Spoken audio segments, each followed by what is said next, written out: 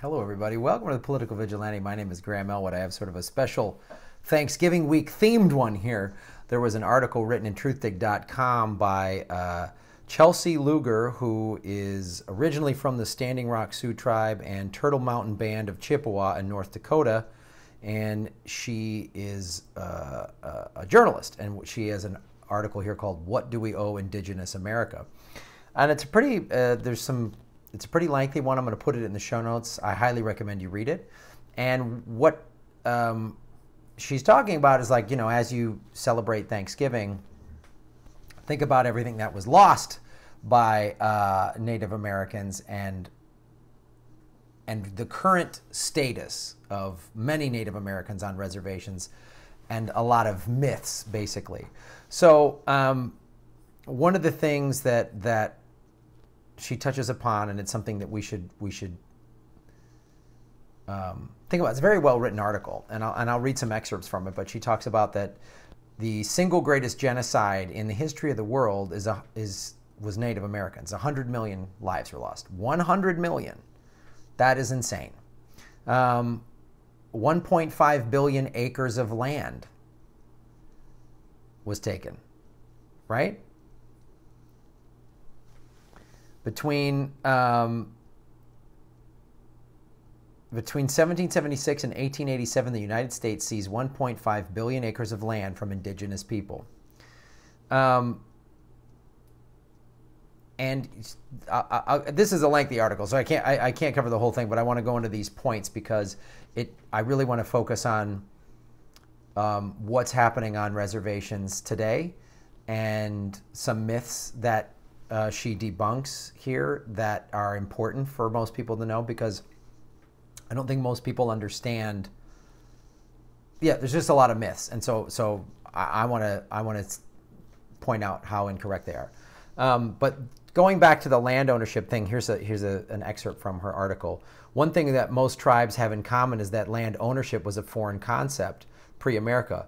That's one reason why our leaders agreed to so many insanely unfair treaties. The concept of land loss was lost in translation. In any case, we once had freedom from coast to coast and made our homes, hunted, fished, and lived where we pleased. We demonstrated restraint and respect when it came to land development. We chose to keep the earth as pristine as possible. It wasn't that we didn't have the technology to destroy. But now Indian trust land reservations make up only about 2% of the entire United States land base, and most of America is covered in structures that will crumble, corporate farms that produce cancer-causing food, and industries that continue to destroy the environment. Now, we've obviously talked, I've done recent, an article about the Keystone Pipeline spilling 5,000 barrels of oil. And even after that happened, people in Nebraska still voted for the pipeline to come through.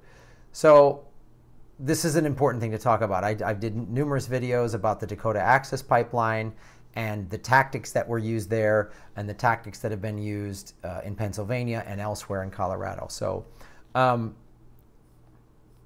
let's go into some current statistics that she talks about today. 1 in 4 Native people are in poverty today, the highest poverty rate for any ethnicity in the United States.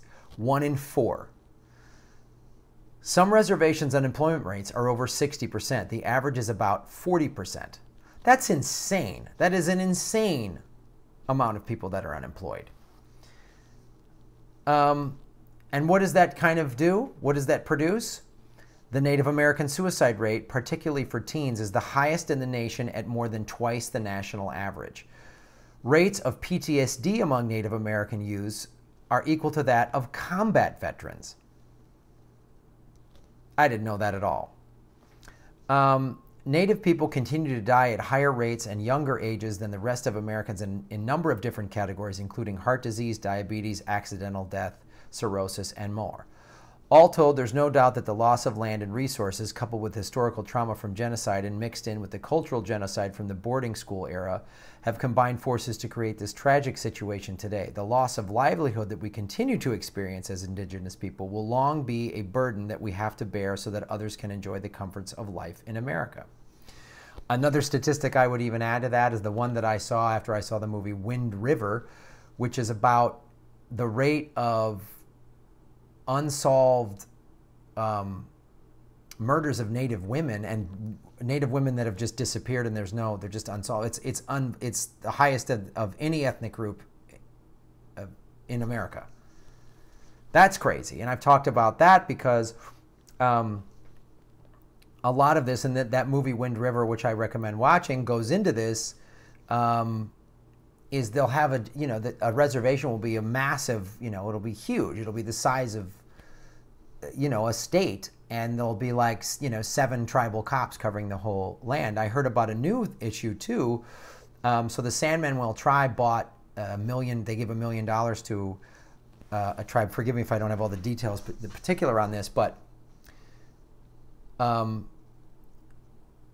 they didn't have a fire truck on not the San Manuel reservation. They have a casino here in Southern California, and they're doing quite well. But there's another reservation in America that was not doing as well, and they don't have access to their own. Like, if the Bureau of Indian Affairs fire truck is there, they can't use it to put out the fire, like because of some crazy outdated law or some ridiculous. There's just ridiculous laws on the books for reservations and the Native people living on them that are just literally were written in the 1800s and nothing has changed. Here's some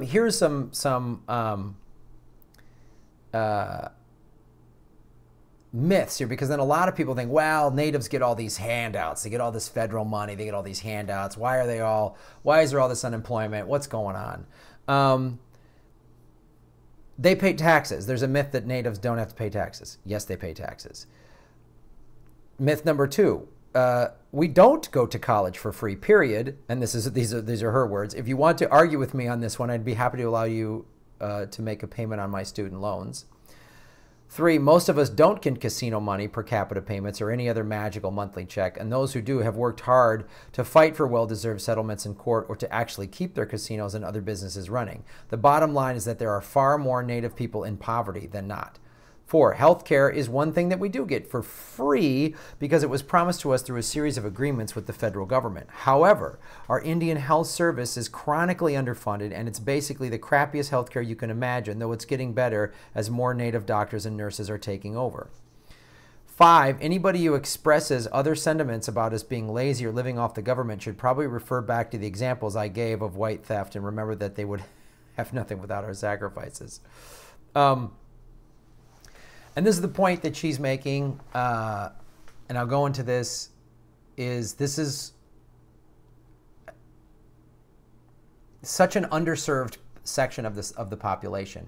And the Dakota Access Pipeline was such an egregious example of that. They wanted to put the pipeline through Bismarck, North Dakota, which is a primarily white community. People said, oh, it's not safe, voted it down. No way, pipeline didn't go near the white town. Goes right through this reservation, and the federal government, starting with Obama, let it happen. Right? It was one of the most ridiculously offensive things I saw, was like Native Americans getting water cannoned and harassed and rubber bullets and all this crap. I was like, in 2016, this is happening. It's still happening? Like, literally, the cavalry is coming in to destroy, take people's land away. It just shows you the state of America right now. And we were born. Look, America was born on slavery and genocide. So when everyone's like, "Make America great again," when? To when we took 1.5 billion acres, the slavery, the 100 million Native lives lost. When what? When women couldn't vote. When we had Japanese internment camps. When was America so great? So this is this is the point of her article here. As I mentioned, the point here is not to conjure up white guilt or to ask for reparations. It is to remind Americans on Thanksgiving Day that it's important to learn from our own history, our true history, so that we don't repeat it. If by now you feel motivated to continue celebrating the holiday with a suddenly woke perspective and a burst of gratitude for Indigenous brothers and sisters, here are a few talking points that should occupy the rest of your time at the dinner table. 1. Why is it that Hollywood produces so few films about Native American history from the Native perspective, but we see about 10 films per year that touch on American heroism or World War II? I know. The Hollywood propaganda machine, which is part of the deep state, as I've talked about, Chris Hedges refers back to World War I with George Creel when they used Hollywood, this new business, to get Americans on board with World War I, which they referred to as Wall Street's War. So we're still talking about how heroic World War II was and how great we were, because that was America's finest hour, and yet very little is talked about with Native Americans. 2, how many pages in my high school history textbook were actually dedicated to pre-1492 history? There's a book that has been recommended to me, I have not read it yet, called 1491. And it really talks about what was going on in North America prior to Christopher Columbus getting here in 1492. I've heard it's a great book. I don't know. I want to read it, but this is an excellent point here that she's making, is we know so little about what happened here before the colonialists came. 3, why do we keep saying Indian when we know that there were over 567 tribes in the United States alone, and none of them historically have called themselves Indian? 4, how can I contribute to indigenous social justice movements beyond reposting things on social media? It's a good point. 5, how can I prepare myself to defend Native people next time I hear a racist comment about them? The information that was just given. 6, finally, what can Native people teach me? Too often we forget that there is plenty to be learned from groups whose voices have been silenced and whose perspectives have been marginalized. Let's change that. One of the reasons I bring this up is not just because we just had Thanksgiving, but I just got a job directing a stand-up comedy show for FNX, First Nation Network. It is a World Indigenous People Network. It's a Native American TV channel in essence. And we're doing 13 episodes. And I pitched the show to my friend who's running the network, who is Native. And I said, you know, we want to put Native American comics on TV on a regular basis and represent all sort of indigenous people. So we're going to, you know,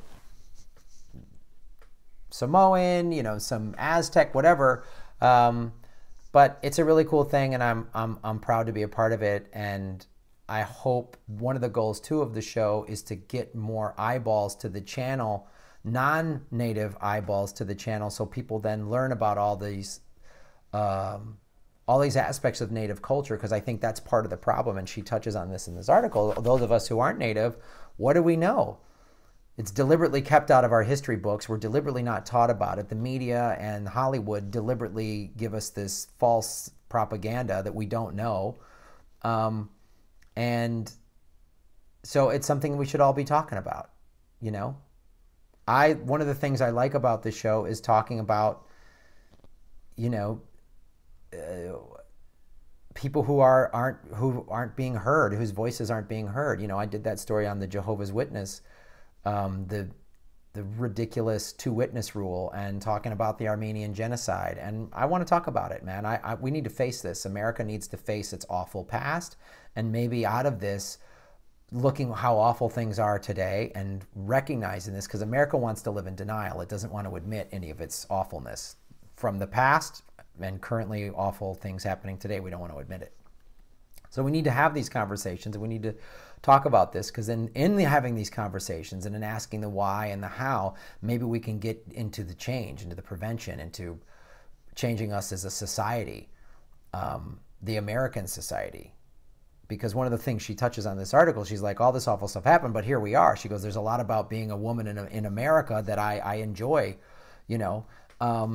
So here we are. America is what it is, and we can't go back and change the past, but we can definitely learn from it and learn from our mistakes and try to make this place better if we possibly can. So I'm going to read the book 1491, and I'm going to try to put as many Native comics on TV as I can. So thanks for watching the show, you guys, and like and subscribe and share these videos and go to the Patreon page. And have a good day.